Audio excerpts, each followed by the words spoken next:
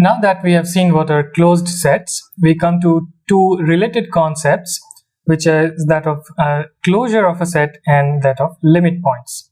So let us start with the closure of a set. So let's define what is a closure of a set. So for this we assume that X tau is a topological space as usual, and now suppose that A is a subset of X. So if A is a subset of X, the closure of A in X, denoted by the overline notation, there's a bar notation, and we will pronounce it as A closure. So this A closure is defined as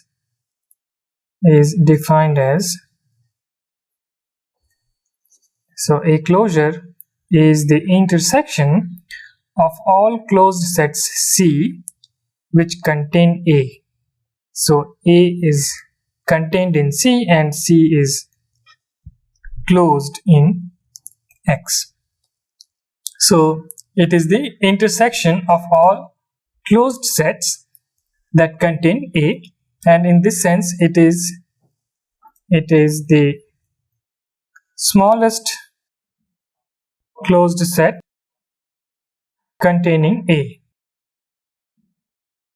in the sense that if B is a closed set, B is closed and A is contained in B, then A closure is also contained in B. So in this sense it is the smallest closed set that contains A. So now to distinguish between the closure of a set in X, so we define this as the closure of a set in X, and note that this depends on the topology of X, in that we are choosing closed subsets in that topology and taking the intersections. So now if we take a subspace, then we know that the closed sets in the subspace topology may differ from the closed sets in the larger space. So we have to be careful when we are talking about closed sets within the subspace topology and closed sets with the topology of the larger space. So let me give a characterization of closed sets for subspaces, and for this I will use the following notation.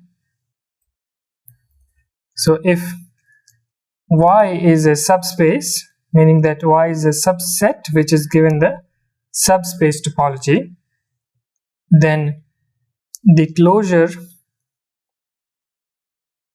of A in Y, okay, so in the topology, in the subspace topology, is denoted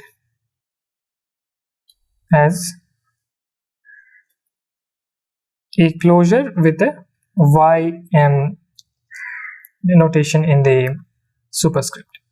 Okay, so we will use this notation to distinguish it from the A closure notation for the closure of a set in X. So now we have the following lemma which relates the closure of a subset of Y. So we are using the same notations as above. So Y is a subspace of X and A is a subset of Y, and this lemma relates the closure of A in Y with the closure of A in X. So it says that the closure of A in Y is just the intersection of the closure, the usual closure of A in X, with the intersection with Y. So let us see why this lemma holds. So proof. So we know that by definition the closure of A in Y is the intersection of all closed sets Cy, where A is a subset of Cy and Cy is closed in Y, right? This is by definition of closure. Okay, and now from the lemma in the last lecture,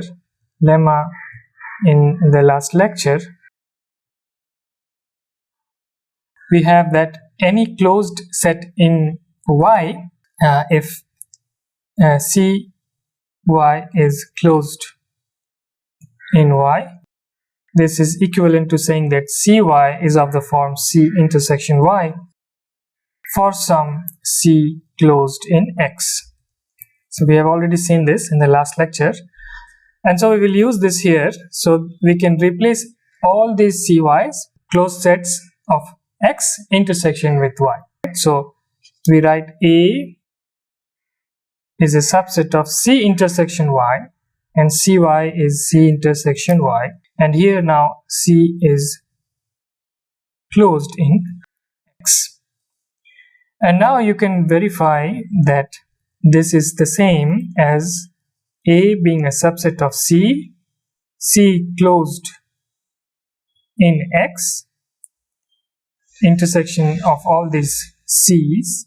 So, and now you can take the Y outside this intersection here, and this is nothing but A closure intersection Y, where now A closure is the usual closure of A in X by definition again. So the only place to verify is this inequality here, and I leave this as an exercise for you. It is pretty easy because well, A is a subset of Y, and so this equality holds. So I leave this to you as a to check. Now this definition of the closure of a set involves closed sets, all closed sets that contain A, and usually this collection of closed sets that contain A is very big, is very large, and so this definition to actually determine what is the closure of a set, this definition is not very useful, and so we want to give a different characterization of the closure using open sets. Now we will use the following terminology for this purpose.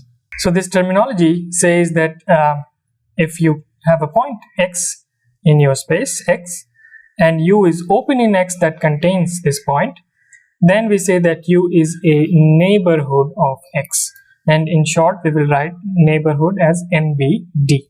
And so with this terminology we can write the following theorem. Theorem 2.2, and this theorem says that if A is a subset of X, then first of all X belongs to a closure.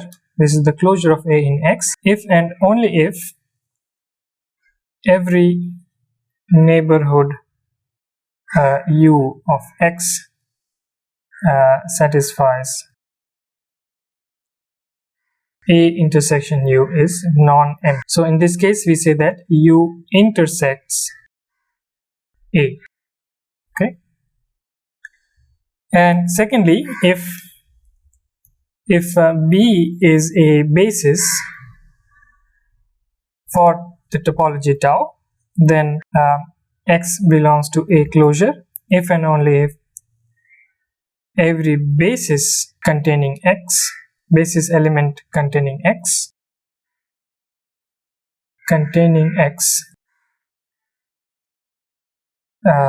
intersects A. So say X belongs to B, and this B is a basis set, then B intersection A is non-empty. So now let's see a proof of this theorem. For part A, we will actually show the contrapositive of the statement, and the contrapositive is simply that X does not belong to the closure if and only if there exists a neighborhood U of X such that A intersection U is empty. And we will use the contrapositive, the proof of the contrapositive to show the original statement, because they are logically equivalent as we have seen before. So okay, so let's say X does not belong to the A closure. Then what happens? So suppose X does not belong to the A closure, then X belongs to X minus A closure, and this is an open set because A closure is closed. So the complement of a closed set is open, and this is an open set containing X, and this set X minus A closure does not intersect A. So we have shown that this will be our set, our neighborhood U of X, and of course it contains X. So this is a neighborhood of X which does not intersect A. And this last line is because this is empty because A is a subset of A closure. So now for the reverse implication, let U be a neighborhood of X such that A intersection U is empty. Then we have U complement is closed in X and contains A, because A intersection U is empty, so U complement must contain A, which means that A closure is a subset of U complement, because we have seen that A closure is the smallest closed set that contains A. So this means that A closure is a subset of U complement, and this means that X cannot belong to A closure because X belongs to U. So so this completes our proof of the second part. For part B, we just use the fact that if B belongs to a basis, then B is open, first of all. And so if this implies if X belongs to A closure, then it must intersect A must intersect any basic element containing X for any B in B containing X from part A. Okay, from part A. And again, if B intersection A is non-empty for any basic element containing X, then for any neighborhood U, of X, there exists a basic element B. So this is a basic element containing X and is a subset of U, and this means that U intersection A is non-empty. So this means that X belongs to A closure. So this proves the theorem, both parts of the theorem. Now let us see some examples. So the first example we take is, so let us say X is the real line and A is the open interval 0 to 1. Then A closure is precisely the closed interval 0 to 1. This is the smallest closed set that contains A, and you can also check it with the theorem that we just proved. This is because any neighborhoods of 0 and 1 must intersect A. So here you have 0, 1. So this is 0, 1, and if you take any neighborhood here, then it must intersect the set A. And similarly, for the point at 1, in any neighborhood must intersect A. And in fact, here it is enough to check any basic neighborhood. So a basic neighborhood is just a basis set that contains a point. So this is one way to show this. And why is it so? This shows that 0 1, the closed interval 0 1 is a subset of the closure. On the other hand, if you take any point outside this closed interval 0 1, then there exists a neighborhood. So let's say this neighborhood that does not intersect A. So also for any point that does not belong to this set, there exists a neighborhood, even a basic neighborhood, which does not intersect A. So this is how we determine the closure of a set, just by looking at what are the basic neighborhoods around the let's say boundaries of the set. So now for another example, let us again take x equal to r, and let us take the set A as the collection 1 over n, where n is a natural number. So here we have points. Here is 0. So if n equal to 1, you have 1. Then if n equal to 2, you have half. Then you have 1 by 3, 1 by 4, and so on. And so this the only possibility for the extra points in the closure is when you add the point 0. So I claim that 0 belongs to a closure, since any neighborhood of 0 contains a point of the form 0 1 of the form 1 over n, right? And there are no other points in the closure except this extra point 0. So I'm of course assuming that all the points in A is in a closure, and this is the only 0 is the only extra point that you have to add.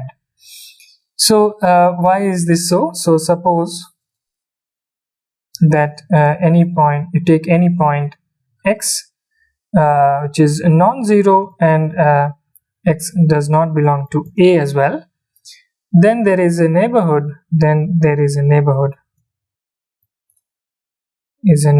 of x that does not intersect A. And you can see this from this picture here. So for example, if you take something outside 0 1, for example here or here or here, then there are neighborhoods around those points which do not intersect the interval 0 1, like we have seen in the previous example. On the other hand, there are also possibilities that you can take a point inside the interval 0 1, but because your points in A have some distance between them, you can always find a neighborhood that does not intersect any point in A. So for example, if you take a point between 1 by 3 and 1 by 2, then take a neighborhood with distance less than 1 by 6, and you're done. So any point which is non-zero and does not belong to A cannot be in the closure. So this implies that the closure of A is A union the point 0. Now for the third example, take x to be R and A to be the set of rational numbers. Then the closure of A is the entire set R, and this is because any point in R contains any point in R has a neighborhood that contains a rational number.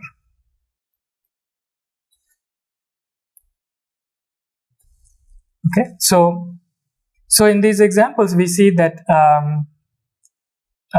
the closure of a set gives you additional points to your set which are either touching the set or they are close to the boundary of the set in some sense. So for example, I can give another example with R2, and here if you take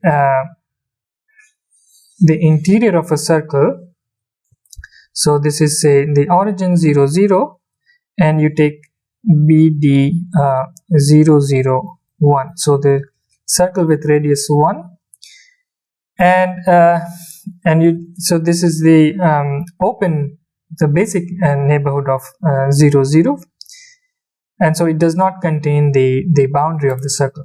So when you take, so our A is the circle, but then the closure, so let me shade it with green, the interior area, and the closure of A closure is the circle with both the interior part as well as the boundary part. So you have the circle with center 0 0 and radius 1, and the closure contains all the points inside, of course, but also all the points on the boundary. Okay, so taking the closure is somewhat it means that we are adding points which are either close to the set in some sense or touching the set in some sense. Okay, and we have made this idea in mathematical terms by saying that every neighborhood of a point in the closure must intersect the set. And this idea of adding points to the set to get the closure can be formalized in terms of the concept of limit points. So for this, you take a set, let A be a subset of X, and take a point X in X. It does not matter whether X lies in A or not. And then we say that X is a limit point of A, or sometimes called point of accumulation,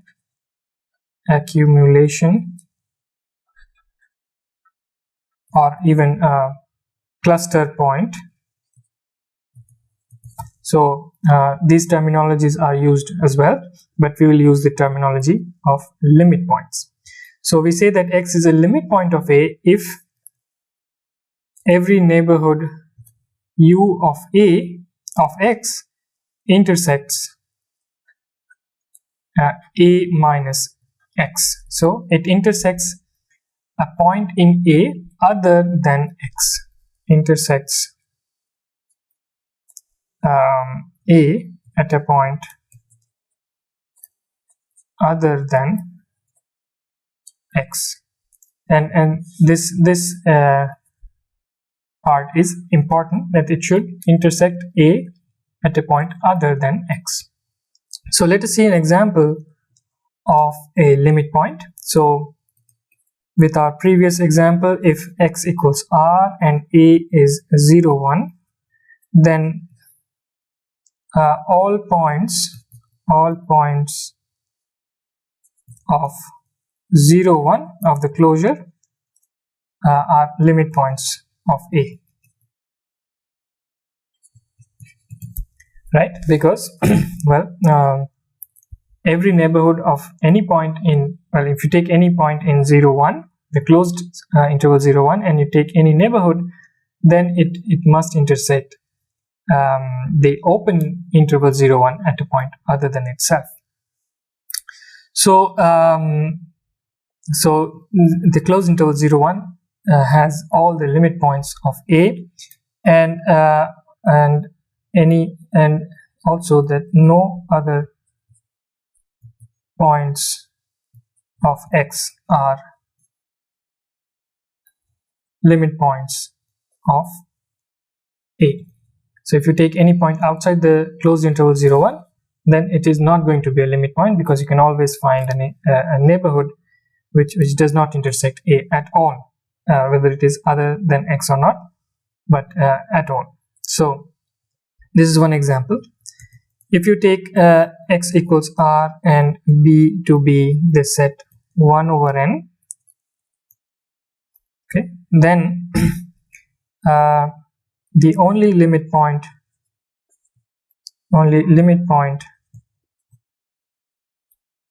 of B is the point 0, because if you have these points 1, half, and so on, 1 by 3, if you take any neighborhood small enough so that it does not intersect any other point in B, then the only intersection with A is the point that you chose. Okay, so here we chose 1 over 3, and you take a neighborhood very small so that it does not intersect any of the other points of the form 1 over n, and so there is no intersection other than this point. Okay, so then they are not limit points. But for 0, you will have any neighborhood of 0 will contain points other than 0 in the set A. So in the set B, sorry. So we have that 0 is the only limit point of B. Similarly, now in these examples, it is clear that whenever you are taking the closure, we are always adding points to the set, and we have this theorem which makes this intuition more mathematically precise, and it says that if A is a subset of X and A prime is the set of limit points of A, then we have that the closure of A is just the union of A with the set of limit points of A. So this makes it clear that you are adding, whenever you're taking the closure, you are adding all the set of limit points to A, and then you get the closure. So let us see a proof. So let us see a proof of this theorem. So first, suppose that X belongs to A prime. So X is a limit point of A. Then every neighborhood of A of X, every neighborhood of X intersects A minus X, and so it also intersects A itself. And so by our theorem, this means that X belongs to the closure of A. And since A is a subset of closure of A, this means that so first of all, and from the first one, we see that A prime, the set of limit points, is a subset of the closure of A, and A is already a subset of the closure of A. So A union A prime is a subset of the closure. On the other hand, if X belongs to A closure and say X does not belong to A, so we are assuming that X belongs to A closure minus A, then we will show that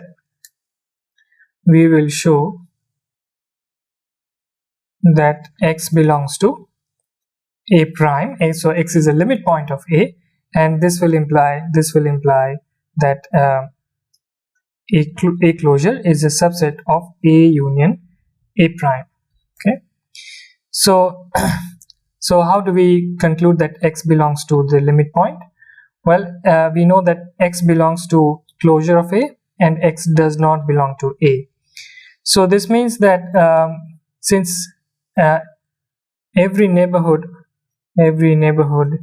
U of X intersects A,